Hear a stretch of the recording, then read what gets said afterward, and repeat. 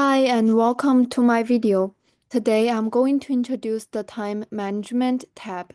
First, we have the calendar overview right here, where you can switch views between day, week, or month. If you have any schedule within this month, it will show up on the specific block within the date. Just next to that, there is a feature that lets you choose a user to view their schedule, or even select multiple users to compare their schedule side by side. As you can see here in this calendar, we have Batu and Beth, and we can see their both of them schedule within this overview.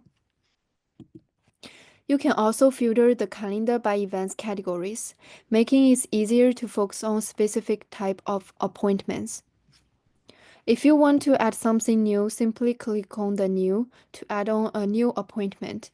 In here, you can fill in the information about this appointment, such as the calendar type, the appointment title with its description, also who will gonna take up this appointment, and who gonna do this appointment with the date and time, also the meeting location with the statute of this appointment. You can also select one contact to link to this appointment if they're on record. If they're not, you can also just create a new contact to record their information to the system.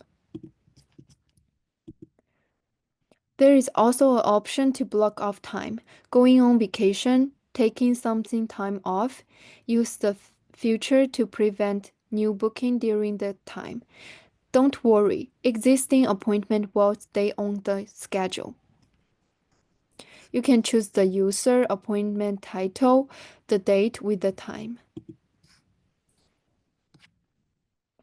Next, we have the list view, where you can see all appointments organized under upcoming, canceled, or, and the smart list you created.